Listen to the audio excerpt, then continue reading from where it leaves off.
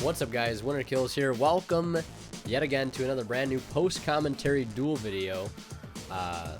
Little fact, currently editing this video live on stream, which is also a quick indicator that you should follow Twitch.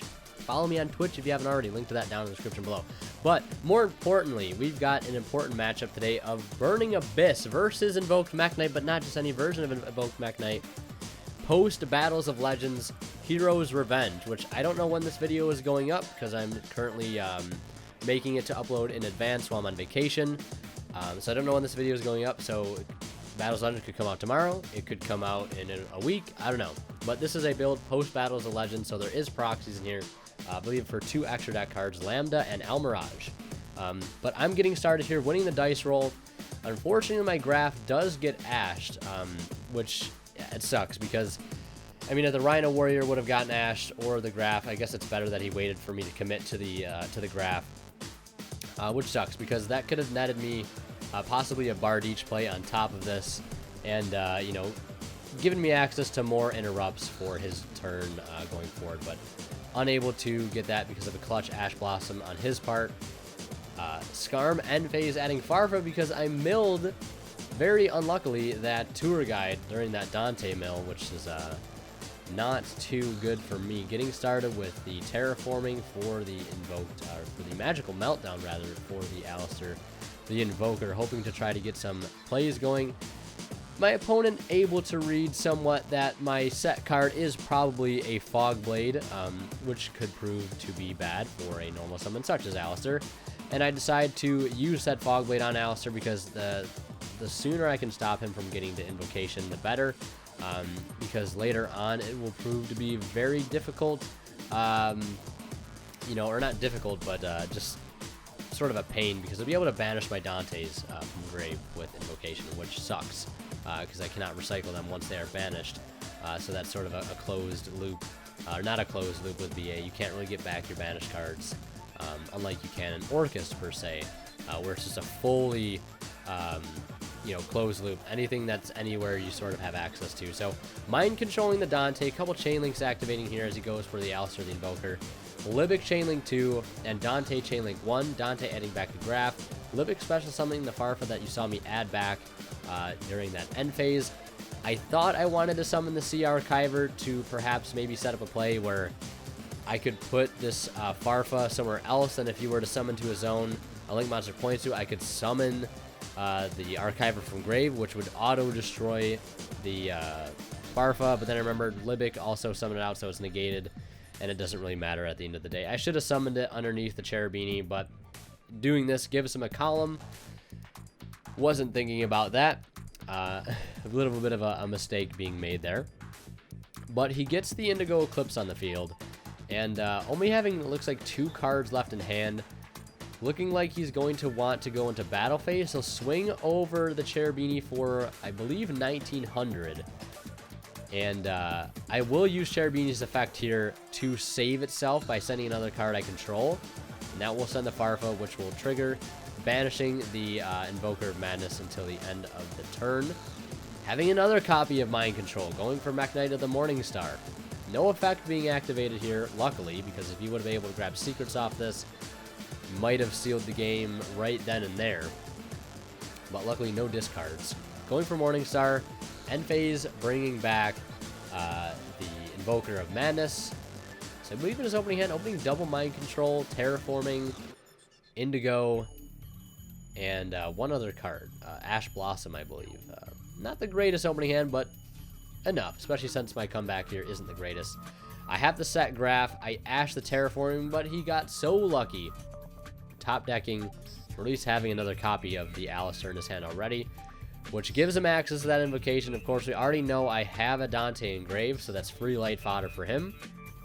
Going to banish his Daxter that he has engraved already, banish my Dante for his light requirement for Mekaba. Going into Mekaba, and just adding back the Daxter now. And here I opt to use the effect of Sea Archiver, because something was summoned to his own and Link Monster points to. And the important thing about Sea Archiver here is it actually has 2100 defense, so it forces him to have to attack with Mekaba first. The graph tries to activate, he negates with Mekaba. after attacking into the graph with the Morning Star, and then swings in with everything else, dropping me down to 33. Top deck is not that great. What can you do? Scoop them up, save some time. We're going to head right into game 2, where I'm, of course, going to opt to go first. Also, one thing I want to mention here is real quick shout out, as always, to Imperium Duelist. You guys know, the wondrous sponsor of this channel. So thankful to have them as a sponsor, providing such amazing playmats and sleeves. If you guys haven't checked any of their stuff out yet, I highly recommend picking up some of their non-effect tournament sleeves or one of their beautiful 2-player cloth playmats, such as the one you see here, the Thunderstorm playmat. I believe they also have a Ring of Fire playmat. I don't know if they're in stock anymore, but they have other great playmats too, like the Millennium playmat, Dragon Scale playmat, Tour Guide playmat, etc., etc. Check them out down in the link in the description below and use that discount code to save 10% off on your entire order. But continuing here into game 2, making Cherubini with Graph and Farfa, which is really clutch because it allows me to summon out that Skarm from deck and then use Cherubini to send the Edgem Sabers, which allows me to stack a Seer to the top of my deck.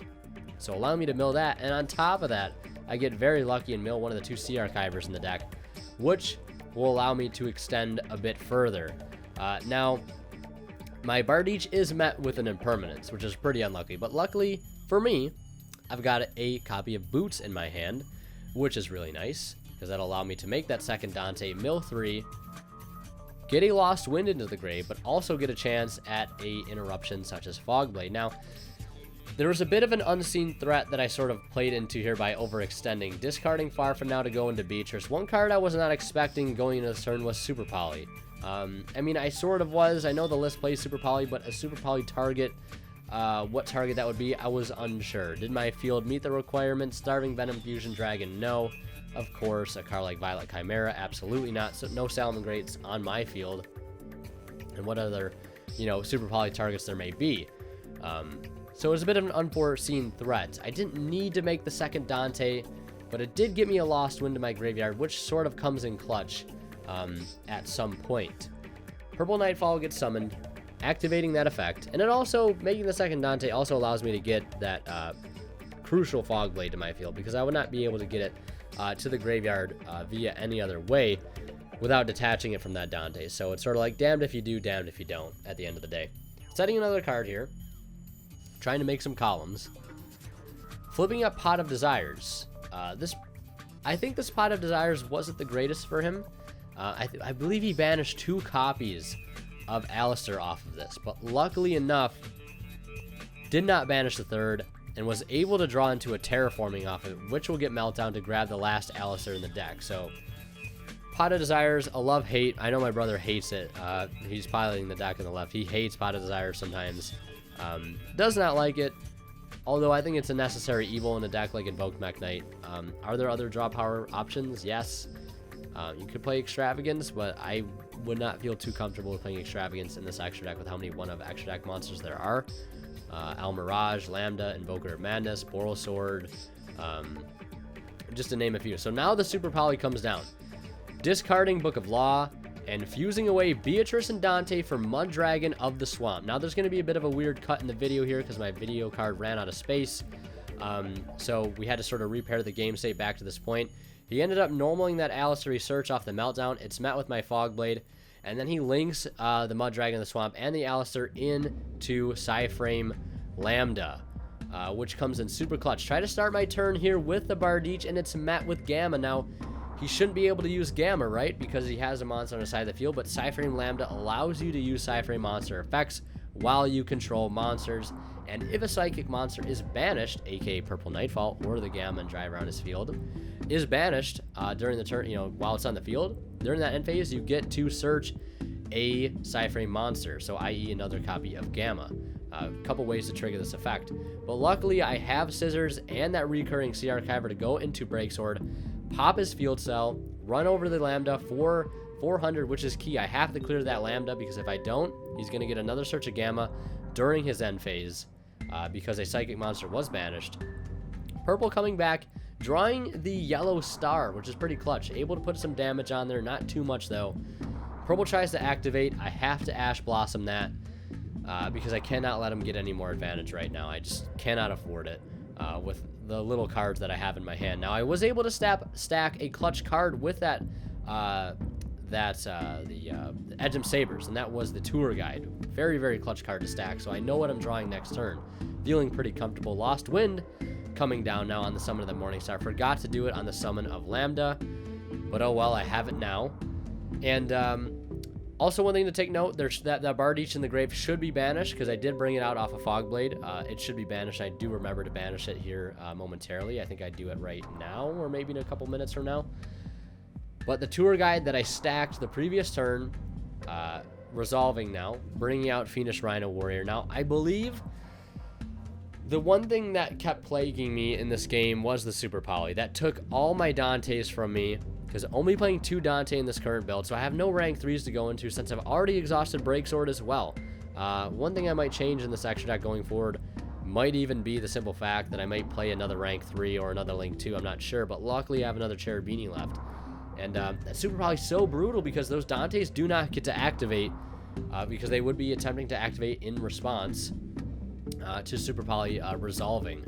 So they just do not to go through. One of the reasons why Super Poly was such a blowout back in the day after Duelist Alliance came out, Shadal, BA being 2 rivals, Super Poly was a blowout because you'd hit the Dantes would not be able to resolve, neither would anything underneath them, and you'd be able to fusion right into a Construct and possibly OTK, especially with a card like El Shadal fusion. I don't think El Shadal was legal, or I don't think Super Poly was legal when El Shadal fusion got released. I think it had already been banned.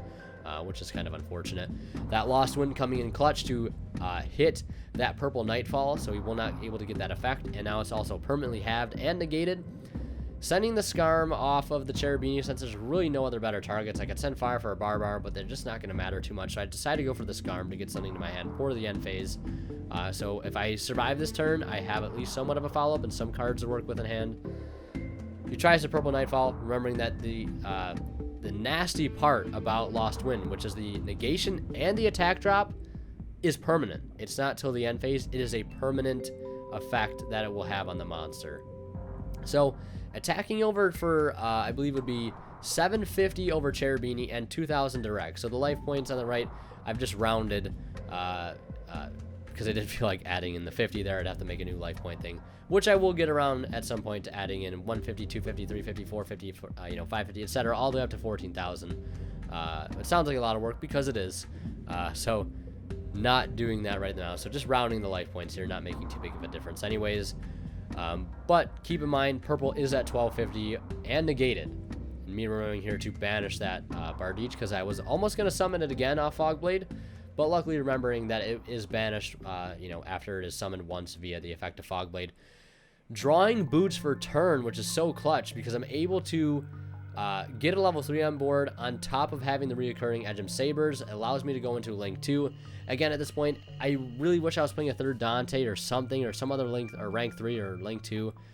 But all I'm limited to here is a copy of Nightmare Phoenix, so attacking over for, I believe, 650. Dropping my opponent down to what would be 6950, but just rounding down to 6900. And then banishing the boots that I was able to get to the grave by making the Nightmare Phoenix and setting a copy of Fogblade. Following suit, he draws I think one of the best cards he could have drawn, which was the Red Moon. This forces the Fogblade, because if I don't Fogblade here, I am at risk of losing the game, because he would pop the Phoenix and swing for 23, 2,000, and 1250, which only having like 4,600 life points or so will be game. So I have to burn it there. And the set card that he flips up, I was not expecting at all. Hindsight's 2020. I could have saved the Fogblade, and then I had him go into battle phase to try to attack, and then just Fogblade one of his monsters and save damage there. But again, it's just hindsight's 2020 at the end of the day.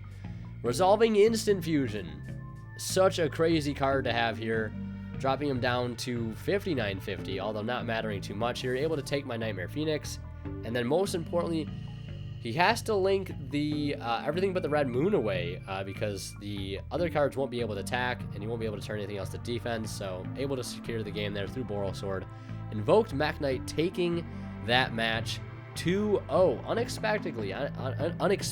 Honestly, going into this match, I thought BA would have a very strong matchup, especially winning the dice roll. But game 2, you can see Super Poly being such a blowout card. And honestly, I think I played into it, but I didn't know that I was playing into it.